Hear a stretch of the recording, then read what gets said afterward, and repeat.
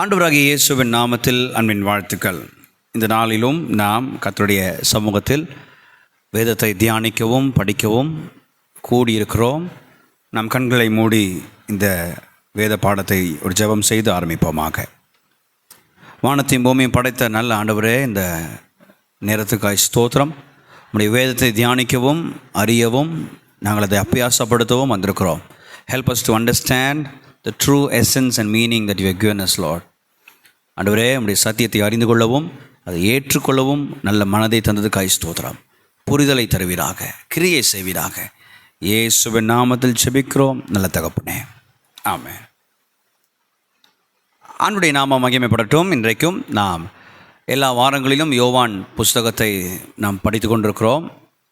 கடந்த வாரங்களில் 1 முதல் 6 அதிகாரங்கள் முடித்து விட்டோம். இன்றைக்கும் ஒரு புதிய அதிகாரம், 7ஆம் அதிகாரத்தை நாம் பார்க்க போகிறோம்.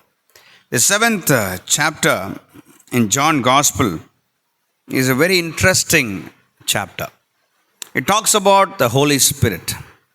பரிசுத்த ஆவியானவரை மையமாய் பேசக்கூடிய ஒரு நல்ல அதிகாரம். பிறகு நீங்கள் யோவான் 14 வரைக்கும் பார்த்தீங்கன்னா அது பரிசுத்த ஆவியானவரை இன்னும் பற்றி பேசுவார் யோவான். பட் இங்கே is introducing the term of receiving the Holy Spirit for the first time. முதல் அதிகாரத்திலே பரிசுத்த ஆவியானவர் குறித்து அவர் பேசிவிட்டார் என்றாலும் இந்த 7ஆம் அதிகாரத்தில் தான் அவரை பெற்றுக்கொள்கிற அனுபவத்தை குறித்து அவர் பேசுகிறார். ஓகே, ஸோ சில வசனங்களை இதே அதிகாரத்தில் நம்ம வாசிக்க போகிறோம்.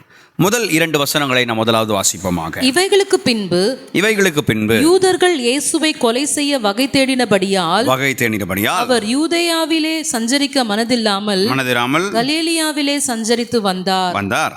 யூதருடைய கூடார பண்டிகை சமீபமாயிருந்தது. Underline that word, யூதருடைய கூடார பண்டிகை. The festival, the feast of tabernacle, the feast of tabernacle, கூடாரத்தின் பண்டிகை. தொடர்ந்து இன்னொரு சில வசனங்கள் வாசிப்போம். 10ஆம் வசனத்திலிருந்து 13ஆம் வசனத்தை வாசிப்போம். அவருடைய சகோதரர் போன பின்பு அவர் வெளியரங்கமாய் போகாமல் அந்தரங்கமாய் பண்டிகைக்கு போனார். பண்டிகையிலே யூதர்கள் அவரை தேடி அவர் எங்கே இருக்கிறார் என்றார்கள். ஜனங்களுக்குள்ளே அவரை குறித்து முறுப்பு உண்டாயிற்று.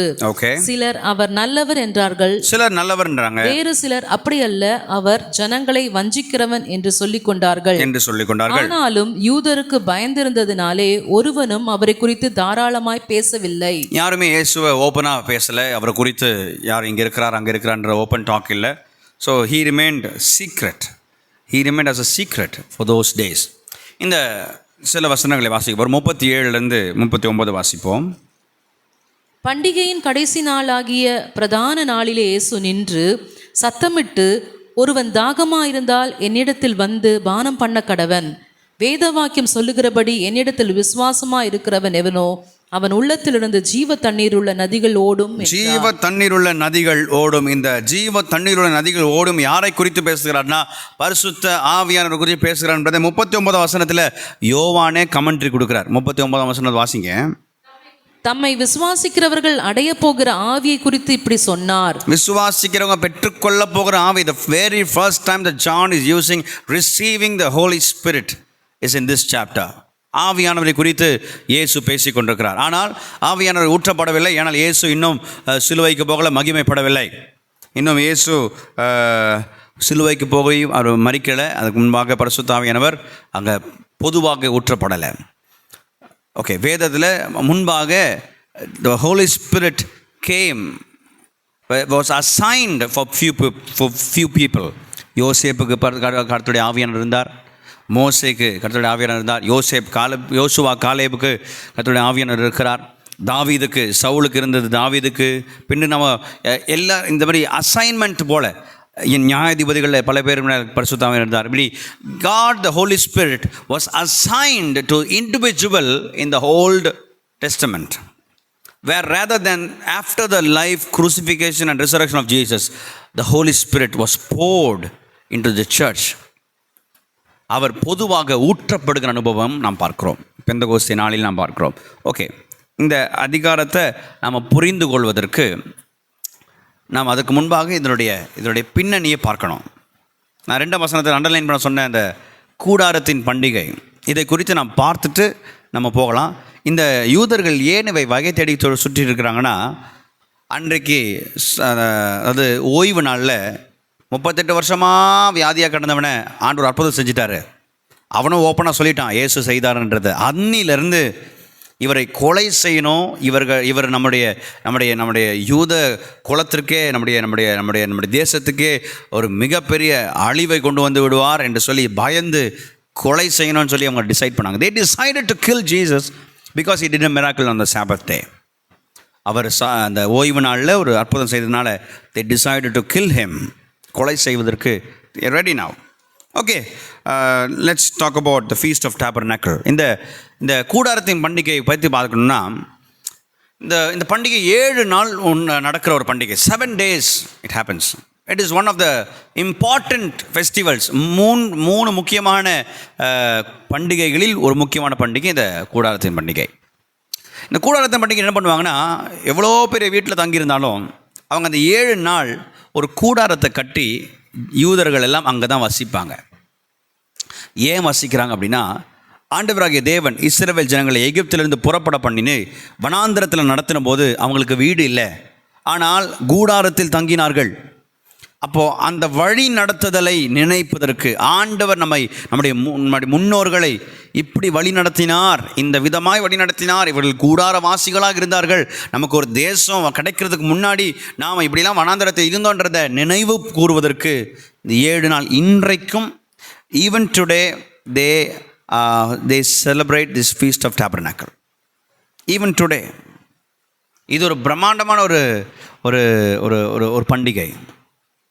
இதில் என்ன செய்வாங்க அப்படின்னா, இதில் பலிபீடத்தில் தண்ணீர் ஊற்றி அவங்க அந்த ஆசாரியர், நான் சொல்கிறேன் ஆசாரியர் என்ன செய்வாங்க, அவங்க அந்த ஆலயத்தினுடைய பர்வதத்திலிருந்து இறங்கி வந்து சாலமோன் என்னப்படும் ஒரு ஒரு ஒரு ஒரு பூல் ஆஃப் சாலமோன் அப்படி சொல்லுவாங்க. அந்த இடத்துல தண்ணீர், அது பெதஸ்தா குளம் போல் சாலமோன் குளம்னு ஒன்று இருந்தது, பூல் ஆஃப் சாலமோன். அந்த இடத்துல தண்ணீரை பிடிச்சி ஆசாரி என்ன செய்வார், தன்னுடைய அந்த ஜார், கோல்டன் ஜாரில் தண்ணி எடுத்துட்டு மேலே நடந்து ஆலயத்தில் இருக்கிற பலிபீடத்தில் அவர் அப்படியே ஊற்றுவார், அந்த நிரப்பை ஊற்றுவார். இப்படி ஊற்றும் பொழுது முதல் 6 நாட்கள் ஒரு வசனத்தை சொல்லுவார். நம்ம வாசிக்க போகிறோம், ஏசாயா தீர்க்கதரிசியிலிருந்து ஒரு வசனத்தை வாசிக்க போகிறோம். அந்த ஆசாரியன் மேலே போய் இந்த தண்ணீரை ஊற்றும் பொழுது ஜனங்களை பார்த்து ஆசீர்வதிக்கிற ஒரு வசனத்தை பார்க்க போகிறோம். ஏசாயா 12ஆம் அதிகாரத்தில் 3வது வசனத்தை அவர் பேசி ஜனங்களை ஆசீர்வதிப்பார். அதாவது சாலமோனுடைய குளத்திலிருந்து தண்ணீர் எடுத்து ஆலயத்தினுடைய பலிபீடத்தில் தண்ணீர் ஊற்றும் பொழுது, இதை ஏசாயா 12ஆம் அதிகாரம் 3ஆம் வசனத்தை வாசித்தால், நீங்கள் இரட்சிப்பின் ஊற்றுகளிலிருந்து மகிழ்ச்சியோட தண்ணீர் மொண்டு கொள்வீர்கள் இப்படின்ற வசனத்தை சொல்லி அவர் ஆசீர்வதிப்பார் 6 நாட்கள். ஆனால் கடைசி நாள், நல்ல கவனிங்க, the last day, on the 7th day அவர் அந்த பர்வதத்திலேருந்து இறங்கி வருவார். ஆசாரியன் அந்த தண்ணி, இந்த குளத்தில் இருக்க தண்ணியை மொண்டு மறுபடியும் போய் இந்த ஆலயத்தினுடைய பலிபீடத்தில் ஊற்றும் பொழுது 44ஆம் அதிகாரம் 3ஆம் வசனத்தை சொல்ல போகிறார். 7வது நாள் மாத்திரம், லிசன் டு மீ கேர்ஃபுல்லி, 6 நாட்கள் ஏசாயா 12:3 பேசுகிறவர், ஆசீர்வாதமாய் சொல்லுகிறவர். 7வது நாள், கடைசி நாள் என்ன செய்கிறார், 44ஆம் அதிகாரம் 3ஆம் வசனம் ஏசாயா தீர்க்கதரிசியில் சொல்லுவார். வாசிக்கலாம். தாகமுள்ளவன் மேல் தண்ணீரையும் வறண்ட நிலத்தின் மேல் ஆறுகளையும் ஊற்றுவேன், உன் சந்ததியின் மேல் என் ஆவியையும் உன் சந்தானத்தின் மேல் என் ஆசீர்வாதத்தையும் ஊற்றுவேன். கவனிச்சிங்களா? இதையெல்லாம் சொல்லுகிறவர் எதற்கு சொல்கிறார், என்ன சொல்கிறார் என்று தெரியாமலே சொல்கிறாருன்னு தெரியல. ஆனால் இப்போ நீங்கள் 37வது வசனத்தை வாசிக்க போகிறோம். யோவான் 7:37 வாசிங்க. யோவான் 7ஆம் அதிகாரத்தில் 37ஆம் வசனம் என்ன சொல்கிறதுனா, நம்ம வாசிச்சோம்னா, பண்டிகையின் கடைசி நாள், அண்டர்லைன் தட் வேர்ட், கடைசி நாள், த லாஸ்ட் டே, அதாவது 7வது நாள், கடைசி நாளாகிய பிரதான நாளிலே இம்பார்ட்டன்ட் டே, அதாவது 7th டேல இயேசு நின்று சத்தமிட்டு, அவர் ஆசாரியன் இதெல்லாம் செஞ்சிட்ட பிறகு அவர் இயேசு என்ன செய்கிறார், இடையூர் வந்து அங்க தடுத்து நிறுத்தி நடுவில் வந்து நின்று இயேசு நின்று சொல்கிறார் சத்தமிட்டு, ஒருவன் தாகமாயிருந்தால் என்னிடத்தில் வந்து பானம் பண்ண கடவன். ஒருவன் தாகமாயிருந்தால் என்னிடத்தில் பானம் பண்ண கடவன். அடுத்த வசனம், வேதவாக்கியம் சொல்லுகிறபடி என்னிடத்தில் விசுவாசமாயிருக்கிறவன் எவனோ அவன் உள்ளத்திலிருந்து ஜீவ தண்ணீர் உள்ள நதிகள் ஓடும். என்னிடத்தில் விசுவாசம் உள்ளவனுக்கு பரிசுத்த ஆவியானவரை வாக்கு பண்ணுகிறார். எவ்வளவு ஒரு மகிமையின் சம்பவம் அங்கே நடக்குது பார்த்தீங்களா? 6 நாட்கள் இயேசு மறைந்திருக்கிறார். நல்லா கவனிச்சிங்களா? ரகசியமாக போகிறாரு, யாருக்கும் தென்படாமல் இருக்கிறாரு. Is in a secret place, யாருக்குமே தெரியல. 7வது நாள், கடைசி நாள், ஆசாரியன் அந்த ஏசாயா 44:3 சொல்ல வேண்டிய அந்த நேரத்தில் இயேசு எழும்பி நின்று சொல்லுகிறார். இயேசு அந்த இடத்தில் சத்தமிட்டு சொல்லுகிறார். மறைமுகமாக சொல்ல, ரகசியமாக சொல்லலை, ஒரு மனுஷனு சொல்ல, சத்தமிட்டு எல்லாருக்கும் சொல்ல, ஒருவன் தாகமாக இருந்தால் என்னிடத்தில் வந்து பானம் பண்ணுங்கள், பானம் பண்ண கடவன். இங்கிலீஷில் போட்டிருக்கு, if anyone thirst let him come to me and drink. He who believes in me, as the scripture says, out of his heart will flow rivers of living water. ஜீவ நதியை கர்த்தர் புறப்பட பண்ணுகிறார். ஜீவ தண்ணீராகிய நதியை புறப்பட பண்ணுகிறார். தேவஜனமே, அந்த நேரத்தில் எவ்வளவு மகிமையான ஒரு அனுபவத்தை அந்த யூதர்கள் பெற்றுக்கொண்டிருப்பாங்க. யோசிச்சு பாருங்க. இதுவரைக்கும் வேத வார்த்தையே நம்பிக்கிட்டு இருந்தவங்க, அந்த வேத வசனம் ஒரு உருவமாக வந்து அவர்கள் மத்தியில் நானே என்று சொல்லி நின்று கொண்டிருக்கிறார் இயேசு.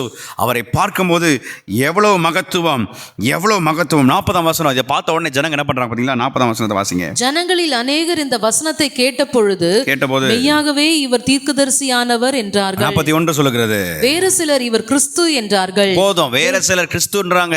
ஆனா இவங்களுக்குள்ள ஒரு குழப்பம் வருது. ஏப்பா, இவர் தீர்க்கதரிசி, இவர் கிறிஸ்து சொல்லுங்க. ஆனா கலேலியாலிருந்து கிறிஸ்து எப்படி வர முடியும்? வாசிக்கிறால, நாசரேத்திலிருந்து நன்மை வரக்கூடுமோ? அங்கே தொடர்ந்து நீங்கள் கீழே நான் சம்பவங்களை நான் ஃபுல்லாக வாசிக்க விரும்பல. நிக்கோதேமுன்னு ஒரு இருக்கிறார். யார்? ரகசியமாக ராத்திரியில் போய் யோவான் 3ஆம் அதிகாரத்தில் பார்க்கணுமே நிக்கோதேமு. அங்கே ஒரு மனுஷன் வந்து இயேசுக்கிட்ட பேசுகிறானே, நான் எப்படி நித்திய ஜீவனை சுதந்திரிப்பது, எப்படி மறுபடியும் பிறகு அந்த நிக்கோதேமு இங்கே இருக்கிறார். He was one of the Pharisees. He standing here. அவர் பார்த்து சொல்கிறார், என்னப்பா தப்பு, ஒருத்தர் விசாரிக்காமல் அவரை பற்றி எப்படிப்பா நியாயம் தீர்க்க முடியும்னு சொல்லி சொல்கிறாரு. அப்போ அவரை பார்த்து அந்த பரிசேயர்கள் சொல்கிறாங்க, நீயும் கலீலியாவுக்காரன் தானே, கலீலியாவில் வந்து இப்படி கிறிஸ்து வருவார்? அவர் பெத்லெகேமில் அல்லவா, தாவீதின் வம்சத்தில் அல்லவா பிறப்பார்? பல கேள்விகளை அவர்கள் எழுப்பினார்கள். They want to confuse people again. Jesus Christ revealed himself that whoever thirst may come to him and be filled with the Holy Spirit. பரிசுத்த ஆவியானவர். நல்ல கவனிங்க, அவர் இயேசு எப்பவுமே அங்கே நடைமுறையில் இருக்கிற காரியத்தை எடுத்து அதற்கு ஆவிக்குரிய அர்த்தத்தை சொல்லுகிறவராக இருக்கிறார். ஆமென். நீங்கள் 4ஆம் அதிகாரத்தில் பார்த்தீங்க, சமாரியா ஸ்திரியோடு கூட அவர் என்ன செய்கிறார்? துறவு நின்று தண்ணீர் எடுக்கிறார், தண்ணீரை வைத்து பேசுகிறார். நீங்கள் தொடர்ந்து பல காரியங்களை நம்ம பார்த்துக்கிட்டே இருக்கிறோம். 6ஆம் அதிகாரத்தில் போன வாட்டி பார்த்தோம், அப்பத்தை வச்சு நானே ஜீவாப்பம். ஸோ நடைமுறையில் நடக்கிற காரியத்தை வைத்து ஆவிக்குரிய அர்த்தத்தை சொல்லுகிற ஒரு நல்ல சத்தியத்தை பிரசங்கிக்கிற ஒருவர் இயேசுவாக இருந்தார் அந்த நாட்களில். He preached boldly. He took the literal elements and gave a spiritual meaning to it. நடைமுறை காரியங்களை எடுத்து அதுக்கு ஆவிக்குரிய அர்த்தத்தை காண்பித்த ஒரு நல்ல ஒரு செயலை இங்கே பார்க்கிறோம். Now he says, என்கிட்ட வர கடவன், நான் கொடுக்குறேன்ப்பா, தண்ணீர் பலிபீடத்தில் ஊற்றுகிற. ஸோ in this festival, இந்த பண்டிகை தண்ணீரை ஊற்றி கர்த்தரை துதிக்கிற பண்டிகைன்னு பொதுவாக சொல்லுவாங்க. தண்ணீரை ஊற்றி பண்டிகை கொண்டாடுவாங்க. நல்ல கவனிங்க, தண்ணீரை ஊற்றி பரிசுத்த ஆவியானவர் ஊற்றப்படுவது என்பதை இங்கே இயேசு பேசுகிறார். The infilling of the Holy Spirit, Jesus is promising that to those who believe and come to him. இன்றைக்கு சொன்னதுபடியே ஆவியானவரை குறித்து நாம் பார்க்க போகிறோம். The infilling of the Holy Spirit. They did not receive it because Jesus was not crucified, he never resurrected, he was not glorified. So the Holy Spirit was not given to everyone in public. But today, as we believe Jesus Christ has cleansed me from my sin, has washed me by his blood, and I belong to Christ, and he's given me the promise of the Holy Spirit, and he sealed me for eternity. And that infilling, do I have that experience? Do I have the experience of Acts 1 verse 8? அப்போஸ்தலர் 1:8 அதிகாரம் நமக்கு அனுபவமாக இருக்கா? கவனிக்கணும். நம்ம இந்த பரிசுத்த ஆவியானவர் எப்படிப்பட்டவர் என்பதையும் அவர் என்ன செய்கிறார் என்பதையும், the person and the roles of the Holy Spirit, we will look into it. பரிசுத்த ஆவியானவர் யார், அவர் எப்படிப்பட்டவர்? ஸோ பொதுவாக நாம் அறிந்து கொள்ள வேண்டிய ஒரு சத்தியம், திருத்துவ தெய்வத்தில் 3வது நபர் தான் பரிசுத்த ஆவியானவர். The third person in the Trinity, he is a triune God. அவர் ஒரே தேவன் 3 விதங்களில் வெளிப்படுகிறார். ஒரே தேவன், one person, three essence. He is the Father God, God the Father, God the Son, God the Holy Spirit. பிதாவாகிய தேவன், குமாரனாகிய தேவன், பரிசுத்த ஆவியானவர் தேவன். இன்னைக்கு நம்ம பார்க்கணும், ஆண்டவரே பரிசுத்த ஆவியானவர் திருத்துவத்தில் மூன்றாவது நபர் என்று சொல்லி. இது பல விதங்களில் நிறைய பேர் நிறைய எக்ஸாம்பிள் சொல்கிறாங்க, நிறைய இல்லுஸ்ட்ரேஷன் சொல்கிறாங்க. But one simple and clear illustration, ஒரு வெளிச்சத்தை ஒரு கண்ணாடி வழியை ஒரு வெளிச்சம் பாஸ் ஆச்சுன்னா, ஒரு பிரிசம் அப்படி சொல்லுவாங்க, பிரிசம் ஒரு ட்ரையாங்கிள் ஷேப்பில் இருக்க கண்ணாடி, அந்த கண்ணாடி வழியாக ஒரு லைட் பாஸ் ஆச்சுன்னா அது 3 கலராக வெளிப்படும், 3 விதங்கள் அப்படி வெளிப்படும். It reflects three different light waves. One light, 3 different light waves. அதுதான் திருத்துவத்துக்கு பெஸ்ட் எக்ஸாம்பிள் என்று நான் நம்புகிறேன். பெஸ்ட் எக்ஸாம்பிளோட something that gives closer meaning to that. So ரெண்டாவது, இந்த பரிசுத்த ஆவியானவர் நம்ம வாசிக்கிறோம்ல, ஆதியாகமம் 1:1-2 பார்த்தீங்கன்னா ஜலத்தின் மேல் அவர் அசைவாடுகிறார். கவனிச்சிங்களா? நீங்கள் பார்த்தீங்கன்னா அவர் ஆவியானவர் நித்தியமாக அவர் என்றென்றைக்கும் இருக்கிறவராக இருக்கிறார். நல்லா கவனிங்க, பிதாவாகிய தேவன், குமாரனாகிய தேவன், பரிசுத்த ஆவியானவர், இவர் மூன்றுமே தே ஆர் கோ ஈக்குவல். யாரும் ஒருத்தருக்கு மேலே ஒருத்தருக்கு அப்படின்னு இல்லை, தே ஆர் ஈக்குவல். பட் 3 பேருமே தேவனாக இருக்கிறார்கள். You have to identify. Father is God, Son is God, Holy Spirit is God. But the Father is not the Son is not the Holy Spirit is not the Father. You have to understand the difference. All are one person, but 3 essence. They reveal themselves with 3 essence. சிலர் சொல்லுவாங்க, பழைய ஏற்பாட்டில் பிதா வெளிப்படுத்தார், புதிய ஏற்பாடு ஆரம்பத்தில் குமாரன் நட்டார், புதிய ஏற்பாடு முடியும் போது பரிசுத்த ஆவியானவர். This is, I don't think so. we can 100% put our trust on this. But ரெண்டாவது விஷயம் சொல்லணும், அவர் நித்தியமாக அவர் இருந்தவராக இருக்கிறார். சிருஷ்டிப்பில் பார்க்கிறோம், சிருஷ்டிப்புக்கு முன்பாக பார்க்கிறோம், he is co-eternal and co-equal with our God. They are equal. மூணாவது, பரிசுத்த ஆவியானவர் ஒரு மனிதர், ஒரு நபர். அவரை கனவீனமான வார்த்தைகளை வைத்து பேசக்கூடாது. அது இது என்று பேசாமல் அவர் இவர் என்று பேசுகிற அந்த கனமுள்ள வார்த்தையை நாம் பேச வேண்டும். ஏன்னா இஸ் அ பர்சன். வேதத்தில் நம்ம வசனத்தில் நம்ம பார்க்கணும்ல, 1 கொரிந்தியரில் பார்க்குறோம்ல, பவுல் அழகாக இதில் 1 கொரிந்தியர் 2ஆம் அதிகாரத்தில் எழுதுகிறார்ல. 11ஆம் வசனத்தை வாசிச்சிங்கன்னா 1 கொரிந்தியர் 2ஆம் அதிகாரம் 11ஆம் வசனத்தில் பவுல் அழகாக பேசுகிறாரு. மனுஷனில் உள்ள ஆவியை அன்றி மனுஷரில் எவன் மனுஷனுக்குரியவைகளை அறிவான்? அப்படி போல தேவனுடைய ஆவியை அன்றி ஒருவனும் தேவனுக்குரிய ஆவிகளை அறிய மாட்டான். He has a mind here. பரிசுத்த ஆவியானவருக்கு சிந்தை. You see the mind here. ரெண்டாவது, அதே 1 கொரிந்தியரில் ஒரு 10 அதிகாரம் தாண்டி போகலாமே, 12ஆம் அதிகாரத்தில், அதே 12ஆம் அதிகாரம் 11ஆம் வசனத்தை வாசிச்சிங்கன்னா பரிசுத்த ஆவியானவர் குறித்து என்ன பேசுகிறார் பவுல்? இவைகளை எல்லாம் அந்த ஒரே ஆவியானவர் நடப்பித்து தமது சித்தத்தின்படியே, தமது சித்தம் will. only a person has a will. சித்தம் ஒரு நபருக்கு தான் இருக்கும். அடுத்து பார்த்தீங்கன்னா எபேசியர் நீங்கள் வந்தீங்கன்னா, எபேசியரில் அந்த எபேசு பட்டணத்துக்கு பவுல் பேசும்பொழுது எபேசு 4ஆம் அதிகாரத்தை திருப்பிக்கிட்டு 30ஆம் வசனத்தை வாசிங்களேன். அன்றியும் நீங்கள் மீட்கப்படும் நாளுக்கென்று முத்திரையாக பெற்ற தேவனுடைய பரிசுத்த ஆவியை துக்கப்படுத்தாதீர்கள். எப்பா, அவர் ஒரு மனிதன் இல்லை என்றால் அவர் எப்படி நம்ம துக்கப்படுத்த முடியும்? he is a person, he is a gentle person. அவர் ஒரு அமைதியுள்ள ஒருவர். தேவஜனமே, we have to understand number one, மூணு விஷயத்தை பேசுகிறேன். 1, அவர் திருத்துவத்தில் 3ஆவது நபராக இருக்கிறார். he is God. ரெண்டாவது, is equal with the father and the son. அவர் ஏதோ 3ஆவது கடைசியாக வர்றவர். Is equal, is coeternal, நித்தியமாக இருக்கிறவர். சிருஷ்டிக்கும் முன்னாடி, உலகம் உண்டாக்குவதற்கு முன்பாகவும் தேவன் இருக்கிறார், பரிசுத்த ஆவியானவர் இருக்கிறார். 3ஆவது, அவரை வேதனைப்படுத்தக்கூடாது, கனவீனப்படுத்தக்கூடாது.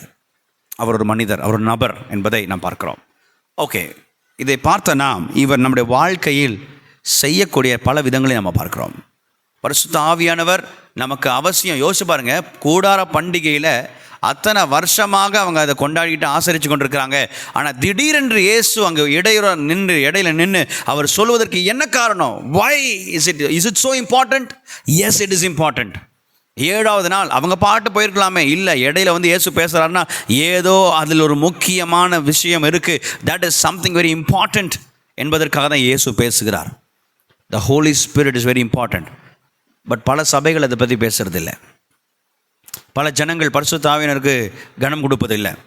பரிசுத்த ஆவியானுடைய பெறுவதல், பரிசுத்த ஆவியானை பெற்றுக்கொள்வதில் பல சபைகள் ஈடுபடுத்துவதில்லை.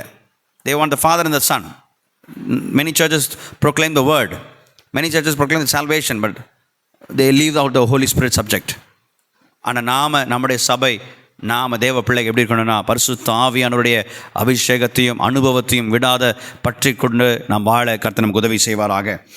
ஸோ பரிசுத்த ஆவியானவர் காண்பிக்கிற 10, அவர் நம்முடைய வாழ்க்கையில் செய்கிற 10 காரியங்கள் அல்லது 10 குணங்கள் என்று நாம் சொல்லலாம். 10 examples or roles that the Holy Spirit gives to our life.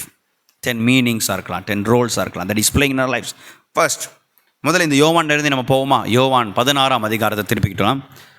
John chapter 16 verse 8. 16ஆம் அதிகாரம் 8வது வசனத்தை நான் திருப்பி வாசிச்சோம் என்றால், அவர் வந்து பாவத்தை குறித்தும் நீதியை குறித்தும் நியாய தீர்ப்பை குறித்தும் உலகத்தை கண்டித்து உணர்த்துவார். கண்டித்து அண்டர்லைன் பண்ணிக்கோங்க, பரிசுத்த ஆவியானவர் உணர்த்துவார். முதல் காரியம், பரிசுத்த ஆவியானவர் உங்கள் வாழ்க்கையிலும் என் வாழ்க்கையிலும் செய்கிற முதல் காரியம், அவர் நம்மளை உணர்த்துகிறவர். He convicts us. The Holy Spirit convicts us. நம்ம பாவ எண்ணங்களை, பாவ சுபாவங்களை, பாவத்தின் தீர்மானங்களை கண்டித்து உணர்த்துகிறவர். He convicts us. So if you have the Holy Spirit in you, you will be convicted. நீங்கள் பரிசுத்த ஆவியானவர் உங்களுக்குள் இல்லாவிட்டால் நீங்கள் எப்படி உணர்த்தப்படுவீர்கள்? இது பாவம் இல்லை, இது நல்லது இல்லைன்றதை எப்படி நமக்கு உணர்த்தப்படுவோம்? பரிசுத்த ஆவியானவர் நமக்கு அவசியம். தேவஜனமே, பரிசுத்த ஆவியானவர் முதலாவது உணர்த்துகிறவராக இருக்கிறார். அடுத்தது நம்ம போகலாமா? அடுத்து நம்ம பார்க்க போகிறோம். நம்ம யோவான் 16ஆம் அதிகாரம் 13ஆம் வசனம் 14ஆம் வசனத்தை வாசிங்க. சத்திய ஆவியாகிய அவர் வரும்போது சகல சத்தியத்திற்குள்ளும் உங்களை நடத்துவார். அவர் தம்முடைய சுயமாய் பேசாமல் தாம் கேள்விப்பட்டவைகள் யாவையும் சொல்லி வரப்போகிற காரியங்களை உங்களுக்கு அறிவிப்பார். தேவஜனமே, நம்பர் 2, அவர் உங்களை வழி நடத்துவார், சத்தியத்தில் நடத்துவார், போதித்து நடத்துவார், இருக்க வேண்டிய காரியத்தை சொல்லி கொடுத்து நடத்துவார். பரிசுத்த ஆவியானவர் உங்களை நடத்துவார், உங்களை உணர்த்துவார், உங்களை நடத்துவார். The Holy Spirit will lead you, or let me say it this way, the Holy Spirit will guide you. He is a good guide. He is a convictor. He is a guide. அவர் நம்மளை வழி நடத்துகிறவர். உணர்த்திக்கிட்டே இருக்க மாட்டார். உணர்த்திக்கிட்டே இருக்கிறவர் மட்டும் இல்லை, அவர் என்ன வழியில் போகணுன்றதையும் காண்பிக்கிறவராக இருக்கிறார். Walk in this way. Don't go here. Say this. Don't say this. Live like this. Don't live like this. Leave this. Take this என்பதை நமக்கு பகுத்து அறிந்து நம்ம எந்த வழியில் நடக்கணுன்றதை வழி நடத்துவார். Just depend on the Holy Spirit. பரிசுத்த ஆவியானவரை சார்ந்து வாழுங்கள், உங்கள் நடக்கைகள் சீராக இருக்கும். 3வது, யோவான் 14ஆம் அதிகாரம் 16ஆம் வசனத்தை வாசிப்போமா? நான் பிதாவை வேண்டிக் கொள்ளுவேன், அப்பொழுது என்றென்றைக்கும் உங்களுடனே கூட இருக்கும்படிக்கு சத்திய ஆவியாகிய வேறொரு தேற்றரவாளன், சத்திய ஆவியாகிய அந்த அல்வான் அண்டர்லைன் பண்ணிக்கோங்க. இப்போ 26ஆம் வசனத்தை வாசிங்க. இப்போ இதே அதிகாரத்தில், என் நாமத்தினாலே பிதா அனுப்ப போகிற பரிசுத்த ஆவியாகிய தேற்றரவாளன். இது அண்டர்லைன் பண்ணிக்கோங்க. 2 விஷயமும் ஹெல்ப்பர்ன்ற இங்கிலீஷ் டேர்ம் இருக்கு, ஹெல்ப்பர். ஆனால் கிரீக்கில் பேராக்லிட்டோஸ் அப்படின்னா 3 விஷயம் சொல்லலாம். 1, உதவி செய்கிறவர், இல்லைனா ஆலோசனை தருகிறவர், இல்லைனா ஆறுதல் தருகிறவர். ஓகே, ஸோ இந்த வார்த்தைக்கு உண்மையான 3 அர்த்தங்கள். 1, பேராக்லிட்டோஸ். யோவான் 14ஆம் அதிகாரம் 26 16 என்ன சொல்கிறதுனா, தேற்றரவாளன், தி ஹெல்ப்பர், ஹோலி ஸ்பிரிட் தி ஹெல்ப்பர், ஹோலி ஸ்பிரிட் தி ஹெல்ப்பர். பேராக்லிட்டோஸ் என்ற வார்த்தை 3 அர்த்தங்களுடையது. 1, அவர் எனக்கு உதவி செய்வார். 2, அவர் என்னை ஆறுதல் படுத்துவார். 3, அவர் என்னை ஆலோசனை கொடுத்து என்னை வழி நடத்துவார். He will counsel me, he will help me and he will comfort me. பரிசுத்த ஆவியானவர் 3வது நம்ம பார்க்கிறோம், அவர் நமக்கு ஆலோசனை கொடுத்து நமக்கு ஆறுதல் படுத்துவார். He will comfort you. He will give you counseling. He will counsel you. உதவி செய்வார். தேவஜனமே, ஒன்று நம்ம பார்த்தோம், அவர் நம்மளை உணர்த்துவார். இரண்டாவது பார்த்தோம், அவர் நம்மை வழி நடத்துவார். மூன்றாவது பார்த்தோம், அவர் நமக்கு ஆலோசனை சொல்லி ஆறுதல் படுத்துவார். நம்பர் 4 ரோமர் 8ஆம் அதிகாரம், ரோமர் நிருபத்தில் 8ஆம் அதிகாரம் 15-16 பவுல் என்ன பேசுகிறார்? அந்தபடி திரும்பவும் பயப்படுகிறதற்கு நீங்கள் அடிமைத்தனத்தின் ஆவியை பெறாமல் அப்பா பிதாவே என்று கூப்பிட பண்ணுகிற புத்திர சுவிகாரத்தின் ஆவியை பெற்றீர்கள். நாம் தேவனுடைய பிள்ளைகளா இருக்கிறோம் என்று ஆவியானவர் தாமே நம்முடைய ஆவியுடனே கூட சாட்சி கொடுக்கிறார். நாலாவது, அவர் சாட்சி கொடுப்பார். He will give assurance. ஒரு நல்ல பாட்டு இருக்குல்ல, Blessed assurance Jesus is mine. நல்ல ஒரு அருமையான பாடல். It's a good hymn. The Holy Spirit gives assurance that you are blessed, that you belong to eternity, that you are a citizen of the Lord, the kingdom of God. நீங்கள் ராஜ்ய வாசிகள், நீங்கள் நித்தியத்துக்குரியவர்கள், நீங்கள் தேவனுக்குரிய உகந்தவர்கள், நீங்கள் பாக்கியவான்கள் என்பதை நமக்கு சாட்சி சொல்லி உறுதிப்படுத்துகிறவர் பரிசுத்த ஆவியானவர். 4வது காரியம் பார்க்கிறோம், பரிசுத்த ஆவியானவர் நமக்கு சாட்சி, நம்மை குறித்து சாட்சி சொல்லுவார், நமக்கு சாட்சி கொடுப்பார். He will give assurance. 5வது, அதே ரோமர் 8ஆம் அதிகாரம் 26ஆம் வசனத்தை வாசிப்போம். அந்தபடியே ஆவியானவரும் நமது பலவீனங்களில் நமக்கு உதவி செய்கிறார். நாம் ஏற்றபடி வேண்டிக் கொள்ள வேண்டியது என்னதென்று அறியாமல் இருக்கிறபடியால் ஆவியானவர் தாமே வாக்கு கடங்காத பெருமூச்சுகளோடு நமக்காக வேண்டுதல் செய்கிறார். நமக்காக இன்டர்சீட் பண்ணுகிறவர் பரிசுத்த ஆவியானவர். நமக்கு ஜெபம் பண்ண தெரியல, எனக்கு ஜெபம் பண்ண வார்த்தைகள் வரல, என்னால் ஜெபம் பண்றதுக்கு சூழ்நிலை இல்லை, பலன் இல்லை, சோர்ந்து போய் இருக்கிற நேரத்தில் பரிசுத்த ஆவியானவர் உங்களுக்காக இன்டர்சீட் பண்ணி கொண்டிருக்கிறார். அவர் பரிந்து பேசி வேண்டுதல் செய்து கொண்டிருக்கிறார். தேவஜனமே, you and me were blessed because we have a Holy Spirit who intercedes for us. நமக்கு வேண்டுதல் செய்கிறவர். 6வது காரியத்தை திருப்பி இல்லாமல் 1 கொரிந்தியருக்கு திருப்பிக் கொள்வோம். 1 கொரிந்தியர் 2ஆம் அதிகாரம் 9ஆம் வசனம் 10ஆம் வசனத்தை வாசிங்க.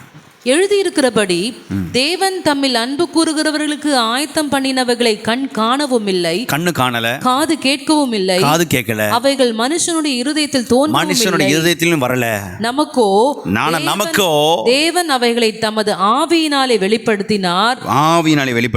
அந்த ஆவியானவர் எல்லாவற்றையும் தேவனுடைய ஆழங்களையும் ஆராய்ந்திருக்கிறார். தேவஜனமே, ஆவியானவர் 6வது காரியம் சொல்றேன், உங்களுக்கு வெளிப்படுத்துவார்.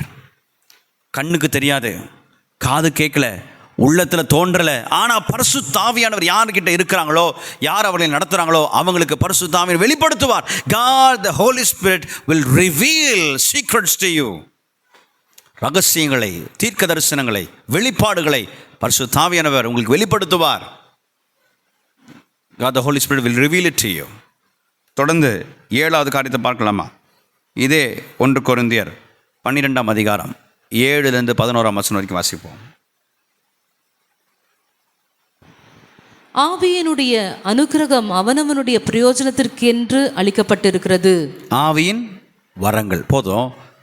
இங்கே நம்ம நிறைய ரோமர் 12 இருக்கு, எபேசியர் 4 பார்க்குறோம், பல இடத்துல பார்க்குறோம். ஆவியின் வரங்களை கொடுப்பார். You will receive the gift of the Holy Spirit. பரிசுத்த ஆவியானவர் உங்களுக்கு வரங்களை கொடுப்பார். ஆவியின் வளர்ச்சி, சபை பக்தி விருத்தி அடைய, ஒரு நல்ல ஒரு ஆவிக்குரிய முதிர்ச்சி வர வரங்களை கொடுக்கிற ஆவியானவர். He gives gift giving. நம்ம இத்தனை காரியங்களை பார்த்து கொண்டு வருகிறோம். தொடர்ந்து அடுத்த காரியம் பார்க்கலாம். அப்போஸ்தலர் நடவடிக்கைகள் ஆல்ரெடி 1ஆம் அதிகாரம் 8ஆம் வசனத்தை வாசிச்சா, பரிசுத்த ஆவியானவர் உங்களிடத்தில் வரும்பொழுது நீங்கள் பலனடைந்து எருசலேமிலும் போதும். இந்த இந்த இந்த இந்த பலனடைந்ததை எம்பவர், அவர் உங்களை பலப்படுத்துவார். பலவீனமாக இருந்தவர்களை பலப்படுத்துகிறவர் பரிசுத்த ஆவியானவர். ஒருவேளை வாழ்க்கையில் பலவீனமாக இருக்கா, சோர்வு இருக்கா, நான் சொல்கிறேன், நீங்கள் எடுக்க வேண்டிய விட்டமின் டேப்லெட்ஸோ அயன் டேப்லெட்ஸோ கிடையாது. நீங்கள் எடுக்க வேண்டியது பரிசுத்த ஆவியானுடைய சந்நிதியில் உட்கார்ந்து ஆண்டவரே என்னை பலப்படுத்துங்கன்னு கேளுங்க. God the Holy Spirit will empower you, will strengthen you, will give you the power. அந்த பலனை பெற்றோடனே வசனம் சொல்லுது, அதே அதிகாரத்தில் வேற ஒரு வசனம் சொல்லுது, they preached boldly with boldness. தைரியத்தோடு கூட பிரசங்கித்தார்கள். ஏன்? பரிசுத்த ஆவியானவர் உங்களை பலப்படுத்துகிறவர். He strengthens you, empowers you. கலாத்தியர் வாசிக்கலாமா? கலாத்தியர் 5ஆம் அதிகாரம் 22, 23, 24, 25. இது எல்லாருக்குமே பரிச்சயமான ஒரு வசனம் தான். கலாத்தியர் 5:22 முதல் 25 வரைக்கும் நம்ம பார்த்தோம்னா ஆவியான நமக்கு என்ன தருகிறார் தெரியுமா? வாசிப்போம். ஆவியின் கனியோ அன்பு, சந்தோஷம், சமாதானம், நீடிய பொறுமை, தயவு, நற்குணம், விசுவாசம், சாந்தம், இச்சையடக்கம். ஆவியின் கனிகளை கொடுப்பார். He is a fruit producer. கவனிங்க, ஆவியின் கனிகளை கனி கொடுக்க வைப்பார். நம்மளை கனி கொடுக்க வைப்பார். கனி உள்ள ஒரு வாழ்க்கை அவசியம். மரங்கள் எதனால் அழியப்படும்? கனிகளால் மாத்திரம்தானே அழியப்படும். நீங்கள் நான் கிறிஸ்தவனாக வாழணும்னா நமக்குள்ள ஆவியின் கனி இருக்கணும். கனி கொடுக்க வைப்பார் பரிசுத்த ஆவியானவர். தொடர்ந்து நம்ம பார்க்க போகிறோம். தீத்து 3ஆம் அதிகாரம், தீத்து 3ஆம் அதிகாரம் கடைசியாக 10வது விஷயத்தை பார்க்குறோம். தீத்து 3:4 முதல் 6 வரைக்கும். நம்முடைய இரட்சகராகிய தேவனுடைய தயையும் மனுஷர் மேலுள்ள அன்பும் பிரசன்னமான போது நாம் செய்த நீதியின் கிரியைகளின் நிமித்தம் அவர் நம்மை ரட்சியாமல் தமது இரக்கத்தின்படியே மறுஜென்ம முழுக்கினாலும் பரிசுத்த ஆவியினுடைய புதிதாக்குதலினாலும் நம்மை ரட்சித்தார். கவனிங்க, நம்மளை பரிசுத்த ஆவியானவர் மூலமாக ரட்சித்தார். See, God the Holy Spirit saves you. Salvation is received through the power of the Holy Spirit. இங்கே போட்டிருக்கு, by renewing of the Holy Spirit you are saved from your sin, from your whole life, from the worldly deadly sin. You are released back. Justice provided. ஆண்டவரே, நான் ரட்சிக்கப்படும் பொழுது பரிசுத்த ஆவியானவரே என்னை நிரப்புகிறேன், ஆளுகை செய்கிறேன், நான் விடுதலையாக்கப்படுகிறேன். I am saved, I am delivered. 10 காரியத்தை பார்த்தோம். 1, ஆவியானவர் உங்களை உணர்த்துவார். நான் பரிசுத்த ஆவியானவருடைய கிரியைகளை பேசிக் கொண்டிருக்கிறேன். பரிசுத்த ஆவியானவர் யோவான் 16:8 உங்களை உணர்த்துவார். யோவான் 16:13-14 படி உங்களை வழி நடத்துவார். யோவான் 14:16 உங்களுக்கு ஆலோசனை கொடுத்து ஆறுதல் படுத்துவார். ஓ ஹல்லேலூயா. ரோமர் 8:15-16 படி உங்களுக்கு ஹல்லேலூயா ஒரு உறுதியை, ஒரு சாட்சியை அவர் தருவார். அதே ரோமர் 8ஆம் அதிகாரம் 26ஆம் வசனம் சொல்லுது, உங்களுக்காக பரிந்து பேசி வேண்டுதல் செய்வார். 1 கொரிந்தியர் 12ஆம் அதிகாரம் 7 முதல் 11ஆம் வசனம் வரைக்கும் பார்த்தீங்கன்னா உங்களுக்கு அவர் வரங்களை கொடுப்பார். 1 கொரிந்தியர் 2:9-10 மறைமுகமான காரியங்களை, ரகசியங்களை உங்களுக்கு வெளிப்படுத்துவார். அப்போஸ்தலர் நடவடிக்கை 1:8 படி உங்களுக்கு தேவன் பலன் கொடுப்பார். கலாத்தியர் 5:22-25 படி உங்களுக்கு தேவன் கனி கொடுக்கிற வாழ்க்கையை தருவார். கடைசியா தீத்து 3:4 முதல் 7-6ஆம் வசனம் வரைக்கும் உங்களை கர்த்தர் மீட்டு ரட்சிப்பார். அல்லேலூயா. இத்தனை காரியங்களை பரிசுத்த ஆவியானவர் நமக்கு செய்கிறார். இதை குறித்து தான் இயேசு இந்த சத்தியத்தை அறிந்திருக்கபடியால் தான் யோவானில் நம்ம 7ஆம் அதிகாரத்தில் பார்த்தோம். அவர் சொல்லுகிறார், it is not just the pouring of the water that is important in your life, but pouring of the Holy Spirit is the vital role, is the key and an important message that you have to receive என்று சொல்லி பேசுகிறதுனால ஜனங்க என்ன செஞ்சாங்க தெரியுமா? அவர் சொன்னதையும் கேட்கல, அப்படி கேட்டு நம்பினவங்களையும் அவங்க குழப்பிட்டாங்க. தேவஜனமே, you have to understand, we can live in this world with the strength we have, but without the strength of the Holy Spirit we cannot overcome this world. We can live as a worldly man. உலகத்துக்குரிய மனிதனாய் நாம் வாழலாம். ஆனால் பரிசுத்த ஆவியுடைய பலன் இல்லாமல் ஆவிக்குரிய வாழ்க்கை வாழ்வது கடினம். உலகத்தை ஜெயிப்பது கடினம். பாவத்தை மேற்கொள்வது கடினம். இச்சைகளை விட்டு விலகுவது கடினம். You are struggling in your sinful life. You are struggling in that addiction. You are struggling in that deadly sin. You don't know where to go, how to redeem yourself. But let me tell you today, God the Holy Spirit will help you. According to John chapter 14:16, he says he's a helper. Call unto him and ask him, Holy Spirit, help me. Deliver me from the sin, from the sickness, from this addiction, from this torture. and he will help you. பரிசுத்த ஆவியானவர் உங்களுக்கு உதவி செய்வார். உங்கள் பாவ சுபாவங்களிலிருந்து, உங்கள் அடிமைத்தனத்திலிருந்து உங்களை தேவன் விடுதலையாக்குவார். அவரை கூப்பிடுவோம், அவரை விசுவாசிப்போம், பெரிய காரியங்களை செய்வார். கண்களை மூடி ஜெபிப்போமாக. எங்களை நேசிக்க நல்ல தகப்பனே, இந்த வேலைக்காய் ஸ்தோத்திரம்ப்பா. உங்கள் வல்லமையினால் எங்களை நீர் இடை கட்டுவீராக. பரிசுத்த ஆவியினுடைய புரிதலை குறித்து நீங்கள் 7ஆம் அதிகாரத்தில் பேசினது உண்மைதான். அது அவசியமான ஒன்று தான். அதை எங்கள் வாழ்க்கையில் நாங்கள் ஏற்றுக்கொள்கிறோம். நாங்கள் உலகத்துக்குரியவங்களாய் வாழாமல் பரலோகத்துக்குரியவாய் வாழ்வதற்கு பரிசுத்த ஆவியினுடைய பலன் தேவை, அபிஷேகம் தேவை என்று அறிந்திருக்கிறோம். எங்களுக்கு நீங்கள் கொடுப்பீராக. அபிஷேகம் பெறாதவர்களை தேவன் சந்திப்பீராக. பரிசுத்த ஆவியினை தொடுவீராக, மீட்பீராக, ரட்சிப்பீராக, விடுதலையாக்குவீராக. இயேசுவின் நாமத்தில் ஆண்டவரே, இந்த வார்த்தைகளை நாம் அபியாசப்படுத்த கிருபை தாரும், ஆசீர்வதியும் பலப்படுத்தும். இயேசுவின் நாமத்தில் ஜெபிக்கிறோம் நல்ல தகப்பனே, ஆமென்.